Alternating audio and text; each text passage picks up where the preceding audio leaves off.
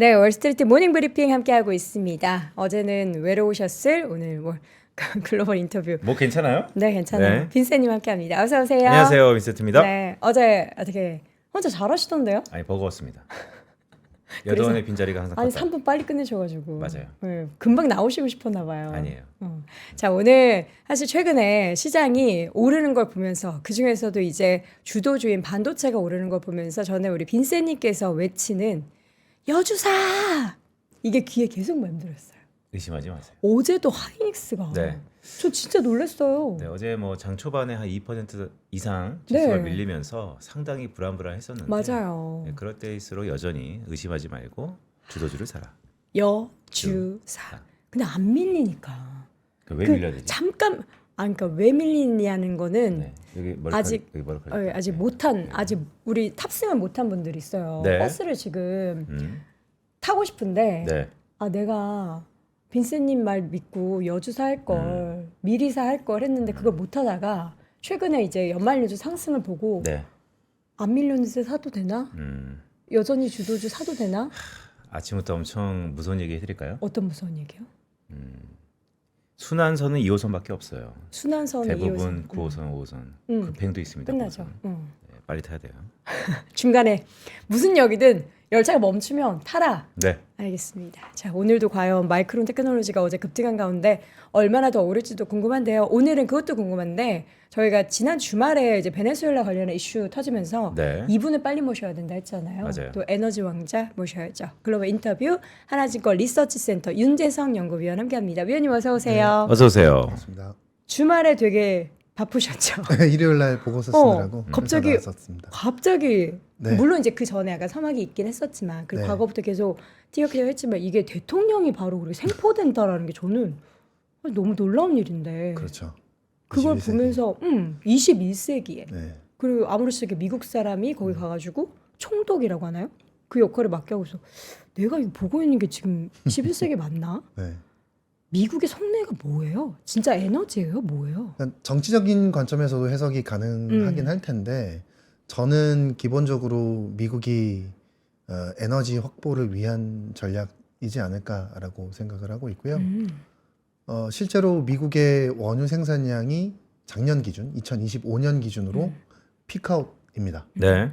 예, 올해부터 미국의 원유 생산량이 줄어들기 시작을 해요. 그러다 보니까 아마 중장기적으로 공급 옵션들을 마련하고 싶지 않았을까라는 트럼프의 그런 속내가 있지 않았을까라는 생각이 좀 들기도 하고요. 타이밍이 그리고 에너지가 결국은 경제와도 연관이 있는데 지난 10년간을 좀 돌이켜 보면 중국이 미국을 따라잡을 수 있을 거다라는 낙관적인 전망들이 10년 전만 해도 굉장히 많았었죠. 네. 그런데 그게 사실 완전히 뒤집혔잖아요. 오히려 격차가 벌어졌는데 그렇죠. 저는 에너지 관점에서는 그게 쉐일붐 때문이었다고 생각을 합니다. 쉐일붐. 예, 쉐일붐 덕분에 에너지 비용이 많이 떨어졌었잖아요. 지난 10년 동안. 그렇죠. 그러면서 리쇼어링이 미국 내에서 일어났고 그게 고용 창출로 이어졌던 거라고 생각을 하고 있습니다. 그래서 지난 10년 동안 중국을 미국이 더 앞서 나갈 수 있었던 배경은 결국 에너지 자립이었는데 마침 이제 에너지의 공급이 모자라기 시작하는 구간이 들어왔고 그러다 보니까 아마 다른 지역으로 눈을 돌릴 수밖에 없었을 거고요. 뭐 중동이야 최근에 트럼프가 당선되자마자 중동으로 날아가서 어느 정도의 협의를 받지만 사실 그걸로는 부족하거든요. 그러다 보니까 최근에는 베네수엘라나 가이아나 쪽으로 남미 쪽으로 눈을 돌리고 있는 거 아닌가라고 생각을 하고 있습니다. 그래서 아마 트럼프는 본인 임기 때 쉐일붐이 불었던 구간에 사실은 트럼프가 재임을 했었거든요. 네. 그때의 기억을 아마 다시 떠올리고 싶지 않을까라는 생각도 좀 들기는 합니다. 그래서 에너지와 경제적인 관점 모두를 다 생각하고 있지 않나라는 판단이고요. 그러니까 윤재성 의원을 오늘 모시면 이거 한번 여쭤보려고 그랬어요. 그러니까 올해 미국의 중간 선거가 11월에 있습니다. 그런데 프라이머리부터 시작하면 사실 3월부터 이제 이게 시작되는 거고 그렇다면 지금부터 어느 정도 분위기가 이제 창출돼야 되는데 그렇죠. 올해 1월인데 벌써 남미 베네수엘라를 건드리고 바로 뭐 그린란드다 아니면 콜롬비아다 넥스트에 대한 얘기가 막 있잖아요. 네.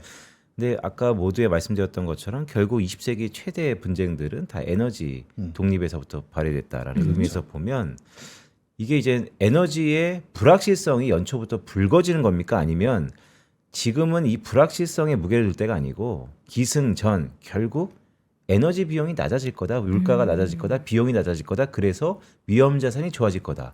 그러니까 새해를 첫 시작하자마자 이런 이벤트가 터졌기 때문에 네. 올 한 해 이걸 어떻게 받아들여야 될까요? 저는 후자 쪽의 가능성이 높다라고 생각을 하고 있습니다. 트럼프가 어쨌든 중간 선거를 앞두고 물가를 떨어뜨리고자 하는 의지가 굉장히 강하다는 거를 네. 지금 이벤트를 통해서 저희가 확인했다라고 생각을 하는 거고요.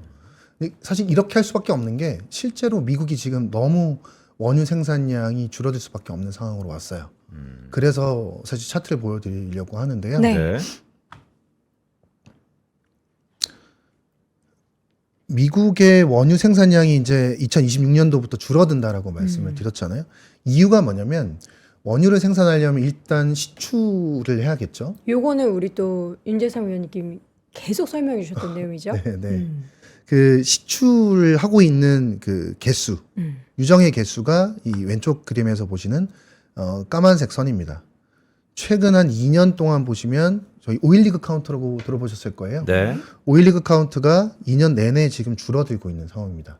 이건 뭐냐면 신규 유정을 그 시추하고 있는 그 개수라고 보시면 될 것 같고요.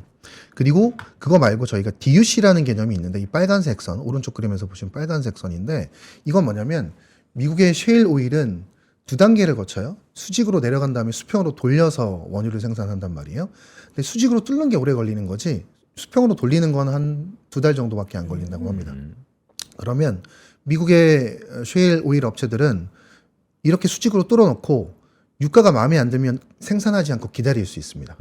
기다렸다가 유가가 마음에 드는 유가가 오면 수평으로 돌려서 2달 만에 생산할 수 있는 거죠. 그래서 수직으로 뚫어놓은 시추공을 저희가 DUC라고 부르는 건데요.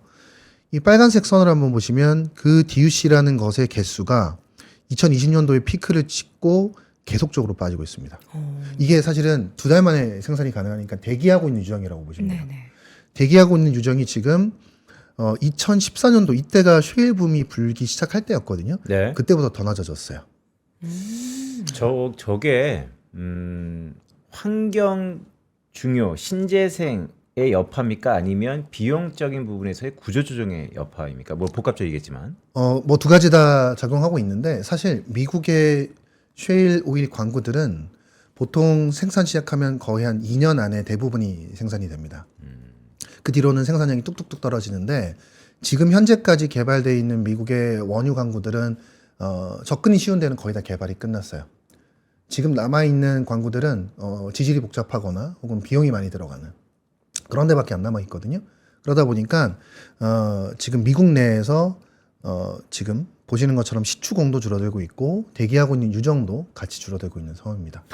이거 셰일보 그러니까 지금 중동에 원유가 얼마나 매장돼 있냐 이거 영원한 미스테리잖아요. 저는 셰일붐이 나왔을 때도 미국도 무한정 있다라고 생각했는데 아니었네요. 있는 건 맞아요. 그런데 우리가 경제적으로 수익을 낼 수 있는 그 수익성 비용? 있는 그런 광구들은 이미 다 개발이 끝났다라는 거죠. 그래서 유가가 오르지 않으면 이제 힘들겠구나. 맞아요. 그러니까 지금 현재 유가에서는 미국 내에서 굳이 투자를 추가적으로 할 필요가 없어진 상황이 됐고요. 그렇다고 해서 그러면 지난 몇 년 동안 미국에 있는 슈퍼메이저 업체들이 투자를 안 했냐라고 보면 엄청난 캐펙스를 넣었습니다. 사실은. 이 왼쪽 그림을 한번 보시겠고요. 이 왼쪽 차트가 미국 오일앤가스 업체들의 캐펙스입니다. 자본 지출이죠. 어마어마하게 늘어난 게 2024년도입니다. 3배 정도가 늘어났고요. 그러면 이 안에서 신규 시추하는 비중이 늘어났을까라고 보면 그건 아니에요. 신규 시추하는 게 늘어난 게 아니고 네. M&A 했던 캐펙스가 엄청나게 늘어난 겁니다. 그래서 오른쪽 그림을 보시면 M&A와 관련된 이 캐펙스는 거의 한 23년 대비 24년도가 4배가 늘어났거든요. 이게 어떤 유형이냐면 예를 들어서 엑소모빌이 미국에서 가장 원유 생산량이 많은 업체인데 이 업체가 한 6, 7위 하는 업체를 M&A를 해버렸어요. 그리고 쉐브론도 굉장히 큰 업체인데 가이아나에 있는 어떤 업체 하나를 인수를 했습니다. 여기에 들어간 돈만 해도 거의 200조 원이 들어갔단 말이에요. 두 회사 합쳐서. 네. 그러니까 어마어마한 캐펙스가 들어갔는데 그게 신규 시추하는 데 들어간 게 아니라 M&A 하는 데 들어갔다라는 거예요. 그러니까 지금 미국 원유 시장은 과거에 쉐일붐 때 엄청나게 많은 업체들이 우후죽순으로 생겨났거든요. 그 업체 주가도 엄청 좋았었고 근데 죄송합니다. 네. 지금 일어나시는 시간이군요. 네. 그 원래- 업체들이 전반적으로 지금 M&A 당하고 있는 상황이다라고 생각하시면 될 것 같아요. 그래서 미국 시장은 지금 과점화되고 있는 과정이라고 생각하시면 되고요. 이미 이제 과점화가 거의 마무리 단계에 들어갔어요. 그러면 굳이 이 상황에서 우리가 공격적으로 시추할 필요도 없습니다. 그렇죠. 예, 기다리면 어쨌든 유가는 올라갈 거니까. 그래서 지금은 신규 시추하는데 지금 핵심을 두고 있진 않아요. 베네수엘라 사건 터지고 속보를 보면 트럼프 대통령이 미국 내에 이 원유 업체들, 기업들 만나가지고 베네수엘라 어떻게 땅 따먹기 나눠줄 거다 막 얘기를 하는 건데 이거하고 연결이 있는 겁니까? 그러니까 내부에서는 이미 직접적으로- 과점화됐으니까 밖으로 빠내는 거. 그렇죠. 이게 약간 미국 내에서는 거의 성장의 동력이 없어진 상황이다 보니까 이제는 미국의 셰일 오일 업체들 혹은 슈퍼메이저들도 눈을 당연히 성장을 위해서는 다른 지역으로 돌릴 수밖에 없게 된 상황입니다. 그러니까 지금 트럼프의 정책은 어떻게 보면 슈퍼메이저의 중장기적인 전략에 힘을 실어주는 그런 지금 정책을 피고 있다라고 생각하시면 될 것 같아요. 그래서 실제로 지금 슈퍼메이저들이 어디에 눈을 돌리고 있냐면 가이아나 혹은 나미비아라든지 아니면 뭐 카자흐스탄 이런 지역으로 눈을 돌리고 있어요. 미국 내에서는 이제 성장이 나올 게 없으니까. 네. 다른 지역을 찾아다니고 있는 상황이고 그 중에 하나가 지금 베네수엘라가 됐다라고 네. 생각하시면 될 것 같아요. 그러니까 저는 거기서 어떤 포인트가 좀 고민거리였냐면 트럼프가 지금의 트럼프가 된 가장 근간에는 리쇼링이 있잖아요. 그렇죠. 근데 지금의 행보는 정반대가 아닌가 싶어서 오히려 밖으로 나가네 뭐 싶어갖고 밖으로 나가서 싸게 갖고 오려는. 들어오는 건가? 원유를 싸게 갖고 오고 에너지를 싸게 갖고 오는 거니까 셰일 붐 때와 비슷한 상황들이 펼쳐지게 만들어내는 거죠. 이제 국내에서는 에너지 비용을 싸게 조달할 수가 없으니까 네. 근처로 눈을 돌려서 그쪽에서 가져오려고 하는 거죠.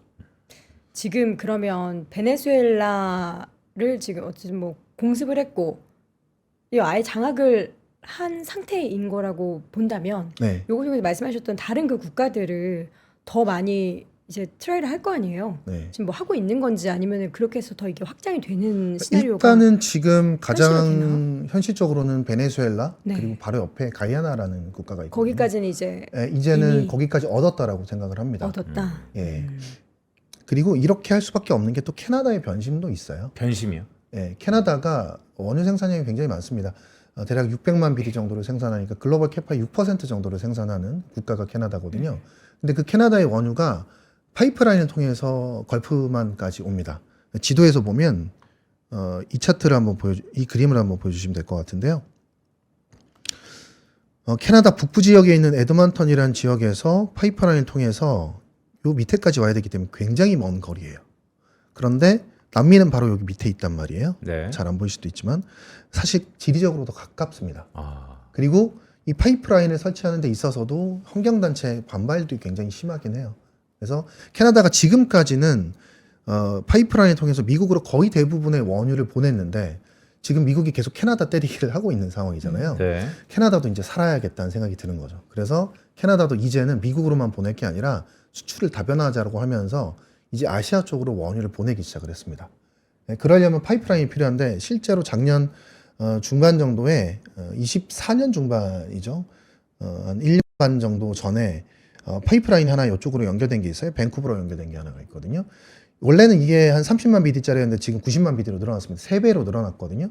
그러면서 이 밴쿠버를 통해서 아시아로 넘어옵니다. 그러면 태평양을 건너면 되거든요. 태평양 건너면 이렇게 들어올 수 있어요. 아, 네. 근데 기존에는 이 멕시코만을 통해서 파이프라인을 통해서 이쪽 보낸 다음에 이렇게 들어와야 됐거든요. 걸리는 시간이 거의 20일 정도 줄어듭니다. 당연히 운임비도 줄어들겠죠. 그래서 캐나다 입장에서도 사실은 이게 미국이 계속 자기를 때리게 하니까 수출처를 다변화하기 위해서 아시아 쪽으로 물량들을 계속 보내고 있는 상황이라서 사실 원유 조달에 있어서 미국도 지금 캐나다산 원유의 수입 비중이 거의 한 70% 정도 되거든요. 거의 수입 원유의 대부분은 캐나다산입니다. 근데 애들이 변심하기 시작하니까 사실은 새로운 지역들을 찾아갈 수밖에 없는 상황이 됐죠. 그래서 지금 이렇게 공습이라는 어떻게 보면은 갑자기 저렇게 네, 무력적으로 저렇게 네. 전 생포하는 게 이게 말이 되나 막 생각했는데 물론 이제 그 배경에는 뭐 마약 뭐 이런 얘기하고 그렇지만 부정선거 얘기하고 뭐 이렇게 하지만 결국에는 이 에너지 부분에 있어서 뭔가 삐걱거림을 얼른 봉합하기 위한 그렇죠. 뭐 아직까지 상황이- 임기가 3년이 남았는데 미국의 원유 생산량 피크아웃하고 있으니까 그리고 본인의 정책은 뭐 전기차에 대해서는 부정적이고 내연기관에 대해서 긍정적으로 얘기하는데 수요는 늘어날 수밖에 없는 상황이 됐는데 네. 생산량은 피크아웃하니까 어떻게든 다른 지역을 찾을 수밖에 없는 상황이 된 거죠. 근데 이게 베네수엘라가 그러니까 이 원유를 가지고 있는 보유량은 1인데 생산량이 그렇게 높지 못한 거는 네. 이유가 있잖아요. 그럼 미국 기업들이 들어가고 미국 정부가 들어가면은 뭐 생산량이 갑자기 뭐 단기간에 확 올라갈 수 있어요. 그럴 수 있는 건 아니에요. 아. 일단은 그러니까 지난 뭐 한 수십 년 동안 네. 과거에 뭐 엑소모빌이나 쉐브론이 들어갔었다가 이 국영화 그러니까 그 석유 업체를 국영화 시키면서 자산들이 다 몰수를 당한 상태거든요. 그래서 사실 쫓겨나다시피 했어요. 그래서 지금 남아 있는 게 쉐브론밖에 없는 상황인데 아직 뭐 설비들이 워낙 노후화돼 있는 설비들이 많아서 여기에 캐펙스를 넣으려면 그리고 생산량 늘리려면 보통 3년에서 5년 정도 필요하다는 얘기가 있기는 합니다. 그래서 그러다 보니까 이게 당장 원유 생산량이 늘어난다기보다는 중장기적 관점에서 에너지 이 옵션을 하나 가져간다라는 관점에서 보시는 게 맞을 것 같고요. 네. 그리고 지금 미국의 원유 수입량이 사실은 생산량이 많으니까 수입 안 할 것 같은데 수입할 수밖에 없는 게 미국에서 나는 원유는 대부분 경질유입니다. 근데 미국에 있는 걸프코스트에 있는 텍사스 쪽에 있는 업체들은 고도화 설비라는 게 돼 있어서 중질유를 같이 섞어야 됩니다. 네. 그 중질유를 공급해 주는 데가 캐나다, 그러니까 거의 한 70%를 공급해 주고요. 나머지 중동, 그다음 멕시코 이런 데가 공급을 해주는데 이런 것들을 베네수엘라로 대체하겠다라는 생각도 갖고 있는 거죠. 아, 그래서 베네수엘라 중진류가 언론상에 막 나왔었구나. 네, 맞습니다. 그러니까 지금 이 베네수엘라 중진류를 처리해 줄 수 있는 게 지금 중국이거든요. 그래서 베네수엘라의 원유 수출의 80%가 지금 중국을 가고 있습니다. 근데 사실 이 중국으로 가는 가격도 굉장히 싸게 가고 있고 그리고 중국이랑 베네수엘라가 붙어버리면 중장기적으로 힘들어질 수 있기 때문에 그 부분을 차단하기 위한 전략일 수도 있을 거라고 이거는 제가 잘 몰라서 경중 그거는 나중에 뭐 발화점 아니면 뭐 무게 아니면 온도 효율성 달라지는 겁니까 원유가? 생산 비중이 사업시행이니까? 달라져요. 음. 경질유를 쓰면 휘발유 같은 제품들이 많이 나오고요. 중질유를 쓰면 디젤이라든지 뭐 항공유 같은 것들이 많이 나옵니다. 생산 비중이 달라지는 거고 거기에 맞춰서 설비를 다 바꿔야 돼요. 정유 설비들도 다 바꿔야 됩니다. 이게 정치적으로 베네수엘라를 치니까 죄송합니다. 중국을 약간 또 미국 쪽에서는 뭔가 제재하려는 그 원유에 대한 수입을 조금 제한하려는 그런 속내도 있는 거다. 뭐 물가도 물가고 원유도 원유지만 일부 있을 수 있고 네. 사실 당장 단기적으로 미치는 영향은 미미해요. 왜냐하면 중국의 원유 수입량이 뭐 1,200만 배럴, 1,300만 배럴 정도 되는데 베네수엘라부터 수입하는 게 뭐 40만 정도밖에 안 되기 때문에 사실은 미미한 양이긴 하거든요. 네. 그런데 중장기적으로 봤을 때 베네수엘라의 잠재량이 어마어마하다 보니까 둘이 이제 붙어서 뭐 무슨 액션을 취할 수 있는 방법들 그런 것들을 차단하고자 하는 의지가 좀 크다라고 보여지긴 하죠.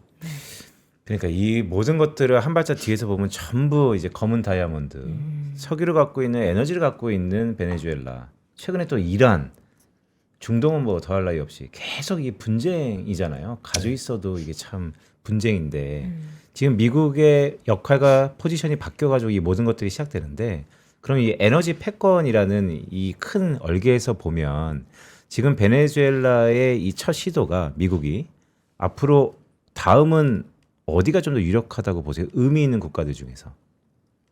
네, 뭐 정치적인 관점에서는 쿠바 얘기도 나오는 것 같고 쿠바. 그린랜드 얘기도 나오는 것 같은데 그린란드도 대놓고 찍었잖아. 그건 뭐 이미 예전부터 얘기했었던 부분이기는 하고요. 근데 사실 저는 뭐 베네수엘라에 일단 먼저 집중하지 않을까라고 생각을 하고 있고 네. 왜냐하면 뭐 아까 말씀드렸지만 원유 매장량도 많지만 사실 여기 히토류가 있다라는 얘기가 있어요. 히토류. 예, 히토류가 있다는 얘기가 있어요. 그린란드, 예, 아니요, 가이아나에. 가이아나에. 가이아나. 아. 가이아나는 좀 다양한 예, 그 자원들이 그래서 많네요. 요 얘기를 지도를 보고 한번 드려볼게요. 좋습니다. 네. 베네수엘라 옆에 이렇게 가이아나가 있는데 이 가이아나의 빗금으로 쳐져 있는 부분이 에세키보라는 지역이거든요. 지역 이름 우리나라 지역 따지면 이름이 뭐 대한민국에서 뭐 예, 북한 서울 뭐 이렇게. 이런 북한 개념인데 이게 크군요. 이쪽 지역이 예전에 그 영국의 지배를 받았었는데 1899년도에 그 파리 중재 재판에서 이 영국이 이 지역을 가이아나 영토로 인정을 해줘 버렸어요.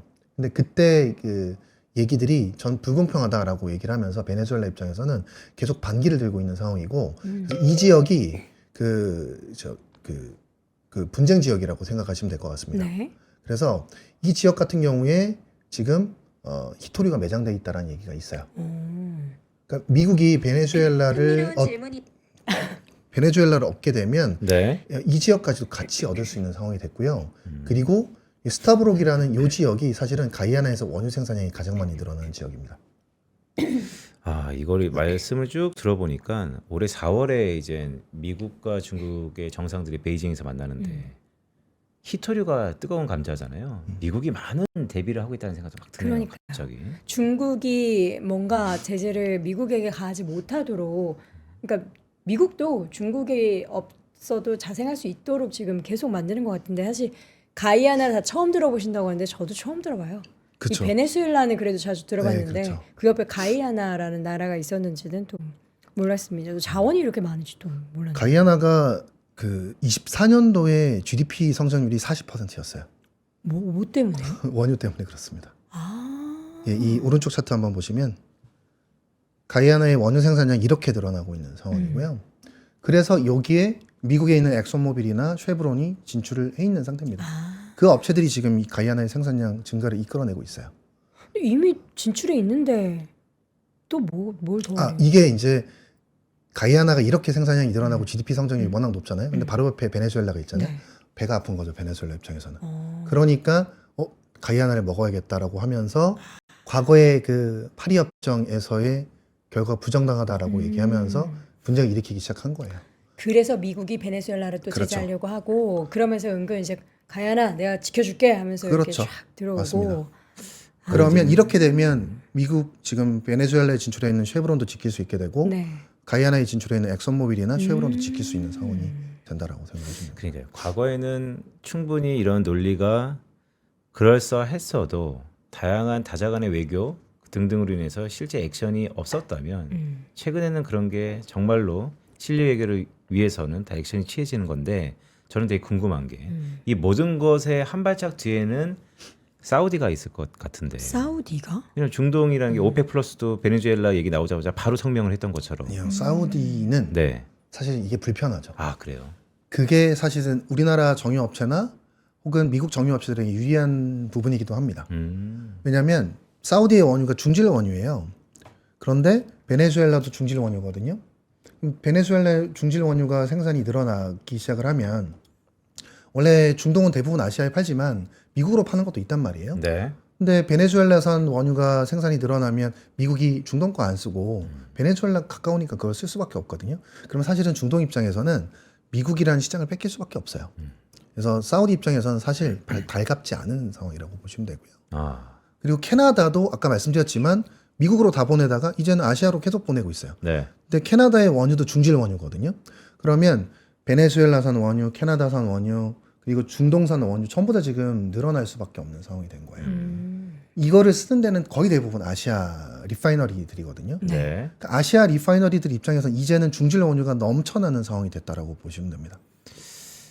그래서 아시아에 있는 정유업체, 화학업체들 이제는 상대적으로 유리해질 수 있는 상황이 됐다. 이렇게 보시는 게 맞고요. 그리고 미국 업체들도 사실은 유리해질 수 있는 상황이 됐죠. 아까 말씀드렸지만 이 차트 한번 보여주시겠어요? 지금 캐나다산 원유를 미국이 가장 많이 수입을 하고요. 네. 두 번째로 많이 수입하는 게 멕시코산 원유, 사우디산 원유, 그 다음이 베네수엘라산 원유예요. 근데 이런 이슈로 미국향 그 베네수엘라산 원유 수출량이 한 40만 비드 정도 늘어날 수 있을 것 같거든요. 요만큼 늘어날 수 있을 것 같거든요. 그러면 2위를 차지할 수 있어요. 그러면 지금 멕시코나 사우디는 미국으로 보내던 것들을 줄일 수밖에 없겠죠. 그럼 이 물량들은 대부분 아시아로 풀릴 겁니다. 실제로 우리나라의 현대오일뱅크가 멕시코산을 쓰고 있고요. 뭐 사우디는 뭐 우리나라 업체 거의 대부분이 다 쓰고 있죠. 그래서 베네수엘라산 원유가 늘어나면 결국은 멕시코나 사우디산이 아시아로 풀려야 되기 때문에 우리 입장에서는 사실 굉장히 좋은 이슈라고 생각하시면 되고요. 미국 입장에서도 중동산 운임비 감안하면 좀 비싸게 사와야 되는데 베네수엘라 가까우니까 조금 더 저렴하게 원유를 조달할 수 있게 되죠. 그래서 그 이슈 터지고 나서 미국의 정유사들이 많이 네. 올랐거든요. 한 9% 10%씩 올랐었는데 이제 그 이슈들을 반영한 겁니다. 구조적으로 원가가 싸질 수 있겠네라는 부분들을 반영한 거다라고 보시면 되고요. 엑선모빌이나 쉐브론도 올랐던 게 거기서 직접 시추를 하니까 주가가 올랐었던 거고요. 그러니까 베네수엘라 1월 3일 새벽에 현지 시각으로 터졌는데 딱 터지자마자 위험 자산들이 반응을 안 하고 오히려 지금 좀 판단이 짧긴 하지만 오히려 우리 주식시장에서는 긍정적이었다 이렇게 해석할 수 있는 건가요? 그렇죠. 인플레를 떨어뜨릴 수 있는 상황들이 발생할 수 있으니까요. 비트코인도 오르지 않았나요? 올랐죠. 조금 그런 올랐어요. 이슈로 오른 것 같아요. 그러니까요. 그런데 여기서 더 중요한 건 이게 끝이 아니고 또 넥스트가 있으니까 그러면 올해 우리 주식시장이 이 베네수엘라 중동 지정학적 리스크를 우리가 리스크 요인이 아니고 금리 비용을 낮추는 긍정적인 요인이다라고 주식시장이 그렇게 볼수 있을 것 언제쯤 같아요. 좀 더 가시화되게 무게를 둘까요? 그게 이제 트럼프가 그저께 나온 얘기를 보면 베네수엘라 들어가서 시추하면 보조금 주겠다, 네. 지원해 주겠다라는 얘기를 했거든요. 근데 얼만큼 트럼프가 강하게 밀어붙이느냐가 중요할 것 같긴 합니다. 그럼 이미 있는 기업들이 더 많이 원유 생산량을 늘리는 데이터가 나오면은 그때 시장은 좀 이미 지금 쉐브론이 조금씩 늘려가고 있고요. 실제로 22년, 23년 이후로 계속 조금씩 늘고 있고요. 네. 단기간에 1년 내로는 조금씩 더 늘릴 수 있다고는 합니다. 근데 이제 더 드라마틱하게는 대폭 늘리려면 트럼프가 얼만큼 지원해 주는지에 대한 지원. 지원책이 명확하게 나오는 것들이 필요하죠.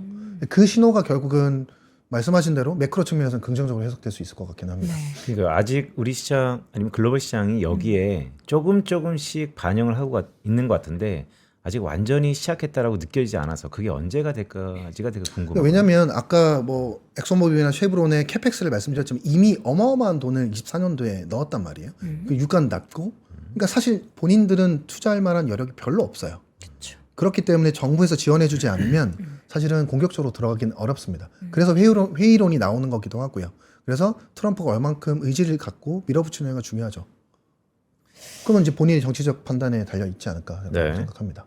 미국 정유업체는 그러면 지금 기대감에 좀 오르고 있는 상황이잖아요. 그렇습니다. 그리고 실제로 베네수엘라산 원유를 당장 갖고 올 수 있으니까 그렇죠. 중국으로 이미. 못 보내는 것들을 네네. 당장 갖고 있으니까 중국에 또 안 가는 것들. 예, 중국으로 거의 대부분 80% 나가는데 오. 거기 되게 싸게 나가거든요. 10불에서 20불 브렌트 대비해서 10불, 네. 20불 싸게 나가거든요. 그거 우리가 받아오면 되니까 오. 당장 이거는 미국 정유사들에게 긍정적인 뉴스죠. 그럼 미중 간에 어떻게 분쟁이 좀 생길 여력이 있을란가? 그러니까 이제 실리 외교인데 그 미중 간에는 근데 이 모든 것들이 야 우리가 한 1년 동안 인플레이션 걱정을 왜 했나 싶을 정도로 계속 그 회의가 모험만 올라가려면은 다 방법이 있어. 그 방법이 극단적이든 아니든 근데 가스는 아직까지 리스크에 있죠. 가스는 가스는? 아니다. 예, 가스는 발전용으로 계속 쓰이고 미국에서 가스를 지금 당장 내릴 수 있는 방법은 없기 때문에 가스에 대한 부분은 걱정이고요. 원유는 사실 지금 남아돈다. 그래요? 예. 왜냐면 저는 정확히 기억하는 게 지금 미국이요 에너지가 부족해서 석탄까지 씁니다는 얘기를 그렇죠. 했잖아요. 그럼 이렇게 되면 석탄 업체들은 어떻게 되는 거예요? 석탄 업체는 상관없어요. 그래요? 왜냐하면 석탄 업체들은 발전용으로 사용되기 때문에 용처가 다르구나. 용처가 다릅니다. 기름은 대부분 운송용으로 사용이 되고 석탄이나 가스는 발전용으로 주로 사용이 되기 때문에 용처가 다르다라고 보시면 됩니다. 지금 미국 수혜 기업으로는 뭐 대부분의 업체가 수혜를 받는데 어디가 제일 수혜가 커요? 그래서 베네수엘라산 원유를 가져다 쓰면 싸게 가져다 쓸 수 있으니까 네. 그 베네수엘라산 원유를 많이 가져다 쓰는 업체들이 유리할 거고요. 그러니까 베네수엘라산 원유를 많이 가져다 쓸 수 있는 업체들. 어디 업체가 제일 그 크죠? 업체들이 여기 텍사스 쪽에 위치를 하고 있습니다. 텍사스에 위치한 이 정유업체들. 걸프 코스트라고 써 있는 이 빨간색 부분을 한번 보시면 맞아요? 마라톤 페트롤리움이라는 업체. 엑슨모빌. 정제 설비 규모가 미국에서 가장 큰 업체이고요. 엑소모빌은 마라톤이랑 좀 다르게 원유 시추에서부터 다운스트림 정제까지 같이 하고 있는 수직 계열화된 업체이고요. 그다음에 발레로라는 업체도 독립 정유 업체입니다. 위에 EMP가 없어요. 네. 그래서 독립 정유 업체 중에서는 마라톤이랑 발레로가 해당이 되고요. 엑소모빌이 수직 계열화된 업체 중에서는 해당되는 업체입니다. 그러니까 이거 말씀을 쭉 들어보니까 아까 댓글에도 되게 의미 있는 댓글이 있는데 이런 국가 간의 분쟁 이슈들 베네수엘라가 가이아나를 호시노타 노리고 있었다 등등처럼 그런 것들 한번 쭉 정리해도 좀 재밌겠네요. 왜냐하면 이런 계기로 뭐 그런 것들이 좀 경제적인 측면에서 특히 에너지 측면에서 이런 호시탄탄하게 불편했던 관계가 전국 아니 전 세계 공공 있을 것 같은데. 그렇죠. 네, 그럴 가능성이 있죠. 네. 그렇죠. 우리나라는요? 우리나라 기업 중에서 앞서서 뭐 현대 쪽 말씀해 주시기도 했는데 연관해서 그러니까 물론 우리나라 정유 업체들 같은 경우는 아까 말씀드렸지만 이제는 우리가 가져다 쓰는 중질 원유가 이제는 여기저기서 막 이제 늘어날 가능성이 높고 이게 아시아 쪽으로 계속 풀릴 가능성이 있으니까 네. 결국은 우리가 가져다 쓰는 이 원가가 조금씩 저렴해질 수 있는 상황이 될 수 있고요. 네. 그런 관점에서 보면 우리나라 정유업체 모두가 다 긍정적이고 아시아에 있는 정유업체도 다 긍정적입니다. 사실 태국에 있는 정유업체들도 많이 올랐어요. 어제 많이 올랐고요. 근데 이제 조금 더 디테일하게 보면 GS 칼텍스가 GS가 50% 지분을 갖고 있고 쉐브론이 50% 지분을 갖고 있어요. 근데 우리나라의 GS 칼텍스가 이게 반반 지분을 들고 있습니다. 네. 우리는 GS와 칼텍스. 네. 근데 GS와 쉐브론 죄송합니다. GS와 쉐브론. 헷갈릴 근데 수 있어요. 쉐브론이 아까 말씀드렸지만 지금 베네수엘라에서 원유 생산을 유일하게 하고 있는 네. 업체입니다. 그러면 나중에 쉐브론이 생산량이 늘어나게 되면 물론 이걸 뭐 다른 데 팔 수는 있겠지만 자기가 지금 50% 지분을 갖고 있는 한국에 있는 정유 업체가 있으니까 우리나라 카텍스한테 생산된 베네수엘라산 원유를 팔 가능성도 있죠. 그러면 수직 계열화되는 구조가 될 수가 있습니다. GS 칼텍스 같은 경우. 진짜 이거 뭐 보조금 이슈 차치하고 앞으로 GS 칼텍스에서 기름 넣으면 되는 거예요? 아니, 그렇게 생각할 수 있잖아. 상대적으로 그러니까. 싼 거지 원가가 싼 거지. 그쵸. 제품 가격은 판매 비싸요. 마진은 가격은 똑같지. 비슷해요. 판매 가격은 비슷하게 그들의 형성이 마진이 되고요. 올라가는 거죠. 알고 있어요. 예, 그들의 주가가 마진이. 그만큼 그쵸. 마진이 높다는 네. 거죠. 주식을 투자하는 거에 있어서 우리가 생각할 수 있다. 알면서 물어보는데 되게 그렇죠. 아니, 나 SOE 똑똑하신 분이 이렇게 난 SOE 하거든. 아 저도 SOE 웬만하면 SOE. 아니, 난 윤재석 주가를 해너 때문에 가지고. SOE 하는 거예요. 그게 그 뭐지? 거기 사우디 거라서. 근데 이제 아니, 결국은 이제 주도는 이제 옥탄가? SOE이 할 텐데 SOE이 주도를 할 텐데 결국은 이제 뭐 GS라든지 뭐 결국은 SK 이노베이션도 저는 움직일 수 있다라고 생각하고 있는 거죠. 아니 정유 기업들은 사실 이제 우리나라를 얘기하는 거예요. 이전에 저희가 작년에 여름부터 시작해서 쭉 정유 기업들에 대한 말씀을 여러분께 많이 드렸잖아요. 특히 이제 SOE를 탑픽으로 보셨고 호재가 계속 있네요. 이번 건 얻어 걸린 거예요. 아 그러니까 얻어 걸렸는데 얻어 걸리긴 했죠. 아니 약간 네. 또 이제 조용하다 갑자기 또 네. 이런 호재가 또 생기니까 맞습니다. 네. 올해 그럼 뭐 TV 또 올리실 거예요? 이제 그거는 이벤트성으로. 이제 상황이 실제 나아지면 아니면 뭐 어. 그런 가능성이 있을 수 있고요. 어. 그래서 저는 뭐 결론적으로 지금 당장으로서는 뭐 엑선모빌이나 쉐브론이 당연히 나쁘지 않아 보이긴 하는데 정유주 이게 이제 얼만큼 트럼프의 정책이 강할지를 사실 봐야 되기 때문에 강하지 않을까요? 뭐 강해지지 그럴 않아요? 가능성이 있죠. 예, 그래서 물가를 이건 위해서는? 좀 지켜봐야 되는 부분이라서 아니면 이제 중국을 핸들링하기 위해서 예. 그런 속내도 또 있기 때문에 말씀하신 것처럼 이만큼 강할 줄 알았는데 약간 중국과 이런 딜 때문에 조금 약해질 수도 있다를 생각하시는 건가요? 아니요, 그게 그 강도를 우리가 정확하게 가는 모르니까 못하니까. 가장 좋다라고 말씀드리기는 좀 어렵다라는 거고요. 물론 좋아 보이긴 하지만 그 상황을 지켜봐야 되기 때문에 당장 굉장히 좋습니다. 지금 당장 사야 됩니다. 네. 뭐 이런 건 아니지만 정유업체들 같은 경우는 당장 지금 싸게 베네수엘라에서 원유를 당장 가져올 수 있기 때문에 네. 미국 정유주 같은 경우는 상대적으로 좀 더 유리해 보이기는 해요. 그래서 네. 미국에서는 엑선모빌이나 쉐브론도 좋긴 좋을 것 같지만 네. 사실은 지금 수급 상황이라든지 원가를 싸게 조달할 수 있는 부분에 있어서는 오히려 미국 독립 정유사들이 훨씬 더 좋지 않을까라고 생각을 합니다. 그리고 그 서비스 장비들 시출하려면 서비스 장비들이 있어야 되잖아요. 그 서비스 업체들도 사실은 선제적으로 좀 좋을 가능성이 있습니다. 어떤 기업들이 그게 있죠? 이제 슐럼버거라든지 지금 보시는 슐럼버거라든지 할리버튼 같은 업체들인데요. 오일필드 서비스 업체들이거든요. 그러니까 시출을 하려면 장비라든지 이런 것들이 필요하잖아요. 네. 그리고 유전 개발하려면 효율성을 높여야 되는데 그런 서비스들을 제공하는 업체들이라고 보시면 됩니다. 이런 업체들은 실제 시추가 시작되기 이전에 수주를 받는 업체들이니까 그렇죠. 순서가 좀 더 빠르다고 보는 거죠. 그러면 지금 투자에는 뭐 엑스모빌도 물론 매력적이지만 정말 적극적으로 베네수엘라에서 생산량을 늘리기 위한 미국 정부의 행보가 있다면 네. 이런 관련한 장비 기업들이 더 많은 조금 더 빠를 수 수혜를- 있을 빠른 것 같기는 수혜를. 해요. 같이 움직이긴 하겠지만 네. 조금 더 실적 측면이라든지 수주 측면에서 좀 더 빠르게 우리가 볼 수 있는 부분이 있을 것 같아요. 정유주 투자를 사실 우리 시청자분들이 얼마나 하시는지 모르겠습니다. 정유 관련한 ETF가 하나 있는데 XLK였나? 제가 기억하는지 모르겠어요. 엑셀이일 겁니다. XLE 맞아 엑셀이가 에너지에 엑소모빌이랑 쉐브론이 아마 들어가 있을 네. 겁니다. 아, 그게 한 이- 40% 정도 들어가 있을 근데 거예요. 이 정유라는 게 물론 윤재성 의원 나오셔서 제가 말씀드리지만 어떻게 보면 좀 재미없는 섹터일 수도 있는데 그래도 이 안에서의 미세 변화가 계속 있다, 구조적인 변화가 있다는 말씀을 주셨잖아요. 네.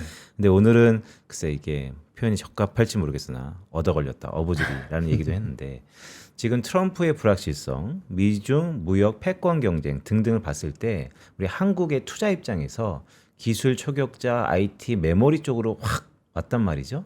그런데 오늘 시작도 그렇게 시작했지만 너무 비싸다, 손이 잘 안 간다. 그런데 이럴 때 오히려 에너지 가격을 확 낮추는 지금의 이벤트성이라 하더라도 약간 수남의 측면에서 그럼 정유 업체들을 좀 봐도 되는 시기입니까? 이게 뭐 계속 저는 향후 2030년까지는 괜찮을 거라고 말씀을 드리고 있고요. 초입이라고 생각을 하고 있습니다. 초입이다. 네. 그리고 지금 사실 엑소모빌의 시총이 삼성전자보다 비슷해요? 조금 높아요. 아, 그다음에 누가 하이닉스, 더 높은 겁니까, 그럼? 엑소모빌이 조금 더 높고요. 그래요? 진짜 조금 높고요. 하이닉스의 시총보다 쉐브론의 시총이 조금 높습니다. 그러니까 사실 그동안 에너지 업체들이 굉장히 많이 저평가돼 있죠. 사실 많이 빠졌었고요. 네, 저평가된 상태죠. 상대적으로 봤을 때. 그래서 최근에 뭐 미국에서도 에너지 관련된 업체들에 대한 콜이 좀 나오는 것 같기는 합니다. 네. 그러니까 워낙 상대적으로 많이 이격도가 벌어져 있는 상황이다 보니까 에너지 업체들도 지금 돌아가는 이런 에너지 뭐 형태 상황, 정치적인 상황을 봤을 때 전 유심히 봐야 되는, 올해 유심히 봐야 되는 섹터 중에 하나라고 생각하고 있습니다. 그러니까 다들 지금 반도체에 우리가 집중을 많이 할 수밖에 없는 주도주 역할을 하고 있으니까. 근데 이제 그 외에 우리는 포트폴리오라는 거를 짜잖아요. 자산매분 관점에서. 그럴 때는 에너지 쪽에 있어서도 이제 모멘텀이 있고 계속해서 이 모멘텀이 단기간에 끝날 게 아니라 우리 또 윤지성 애널리스트님께서는 2030년까지 보고 있으니까. 근데 이제 단기적으로 우리가 항상 저희가 방송을 통해서는 SOE를 말씀을 드리는데 주가가 막 이제 가파르게 올라가다가 지금 좀 이렇게 쉬더니 또 최근에 베네수엘라 이슈로 어떻게 보면 이거는 약간 이슈와 함께 주가가 단기적으로 올랐기 때문에 그게 뭐 펀더멘털의 변화가 있어서 오른다라고는 또 이게 펀더멘털 변화도 있을 수 있는 거구나. 밸류에이션이 올라갈 수 있는 그쵸, 요인이긴 그쵸. 한 거죠. 네. 네. 단기적인 리레이팅 요소인데 반응을 빨리 한 거고. 그러니까 근데 이거는 이제 현실적으로요. 네. 뭐 물론 윤재성 의원 주변에서 그러시겠지만 지금 반도체 랠리가 워낙 커서 그렇죠. 수급이 쏠려 있어요. 대주주 요건에 걸리는 분도 꽤 있어요. 아. 그래서 어쩔 수 없이 이제 넥스트를 봐야 되는 거예요. 아, 그걸 이제 빼가지고 어쩔 수 없이 이 돈을 다른 데 투자해야 그러니까 뭐 된다. 세금을 내야긴 내야겠지만 그래도 사람이라는 게 그래서 이게 50개에 딱 걸릴 가능성이 이렇게 한 몇 개월만 지나면 바로 걸리고 싶다. 걸리거든요. 50개 걸리고 그래서 싶다. 이제 현실적으로 이게 수남매가 뭐가 좋을까? 어. 딱히는 없는데라고 했는데 이게 좀 눈에 들어왔다. 네. 그런 거죠. 50개. 50개 넘는 분들 네. 대안을 찾으신다면 에너지도 한번 관심 가져보시면 좋겠습니다. 이게 베네수엘라 이슈가 지금 정점인 거예요? 이제 더 이상 뭐 이제 벌써 생포했고 끝났으니까 정점인 건가? 아니면 뭔가 베네수엘라 정부나 이게 내부적인 입장에서도 미국 쪽이 분명히 이제 반발을 하지 않을까 싶은데 네. 그런 정치적인 이런 불확실성이 조금 남아 있는 건 아닌가요? 근데 부통령도 좀- 지금 반항하려다가 말을 잘 듣기 시작을 해가지고. 아 그래요? 네. 정부의 스탠스 자체가 이제 뭐 더 이상의 반항과 뭐 네. 이런 것보다는 그냥 수긍. 수긍하는 쪽으로 이제 부통령도 돌아선 것 같아서 크게 이슈가 나올 만한 거는 없을 것 같긴 합니다. 그래요? 뭐 소유 사태가 벌어진다거나 이런 뭐 사실 베네수엘라 국민들 입장에서는 좋지 않을까요? 그런가요? 네. 알겠습니다. 미국의 속내가 정말 그 검은 속내로 인해서 벌어지는 일들이 앞으로 또 어떻게 관련한 정유 기업들 그리고 우리나라 기업들에 있어서 영향을 받게 될지 여러분 눈여겨보시면 좋겠습니다. 자, 대주주 해당 안 된다고 하는데 곧 되실 거예요. 예. 해옴님 응원하도록 하겠고요. 오늘 글로벌 인터뷰 하나증권 리서치센터 윤재성 연구위원 함께했습니다. 위원님 고맙습니다. 고맙습니다. 오늘 하루에 하나 안 해가지고 채팅창에 하루에 원래 하나 왜 있었는데. 안 하냐고. 오늘 하루에 하나도 사실 에너지 얘기였잖아요. 네, 하루에 하나를 준비했는데 그래도 저보다 여주사 얘기하다가 네, 훨씬 더 전문가한테 바톤을 넘기는 게 또 제 역할이니까. 여러분 그리고 여주사를 혹시 모르는 분들 댓글 남겨주시는데 여돈이 찍은 주식 사라 아닙니다. 여전히 주도주는 주도주를 사라라는 거니까요. 오해하지 마시고요. 자 여러분 3% 해외 투어 이번에는 저희가 미국뿐만 아니라 중국 간다라고 계속 여러분들께 말씀드리고 있는데 10기예요 벌써. 10번째 여행을 떠나는 겁니다. 겨울에 딱 이제 설 연휴를 이제 껴가지고 저희가 여행하는데 항상 이렇게 황금 연휴에 떠나는 이유는 여러분 좀 이제 휴가에 대한 부담을 좀 줄여드리려고 하는 거고 이때 또 비싸잖아요. 그래서 비싸죠. 미리 저희가 선정을 해서 최대한 이제 좋은 가격으로 마련을 하고 있고 거기에 더해서 정말 어디서도 만날 수 없는 컨텐츠들을 가지고 있는데요. 이 글로벌 드림 투어라는 거는 여러분들이 이제 여러분들 뭐 학부모님이 떠나셔도 되지만 아이들과 함께 떠나는 그런 여행으로 여름에 굉장히 많은 분들이 좋아하셨던 여행이라고 해요. 그래서 이번에도 글로벌 드림 투어를 준비했고요. 뉴욕과 보스턴 그리고 상해 투어 선착순으로 지금 모집을 하고 있습니다. 뉴욕과 보스턴에 가서는 저희가 하버드, MIT, 예일, 컬럼비아, 프린스턴, 유펜, 브라운 대학교의 재학생 세미나가 준비되어 있고요. 상해 같은 경우에는 국내 최고 대학들보다 글로벌 순위가 더 높죠. 요거는 이제 현실적으로 인정을 해야 될 부분인데 복단대 그리고 상해 교통대 재학생들과 만나서 실제 캠퍼스 생활에 대해서도 또 여러분들이 궁금한 내용에 대해서도 함께 이야기 나눠보실 수가 있고요. 두 나라 모두 이제 학교만 가는 게 아닙니다. 현지 빅테크 기업의 현직자와 또 이야기를 나눠볼 수 있는 시간도 마련되어 있으니까요. 여러분의 투자 그리고 아이의 미래 뭐 진로 궁금하신 내용이 있다면 이번 드림 투어 함께 하시기 바랍니다. 자세한 사항은 영상 하단 링크 참조해 주시고요. 저는 내일 오전 6시에 조금 더 나은 목소리로 돌아오도록 하겠습니다. 여러분 오늘도 고맙습니다. 고맙습니다.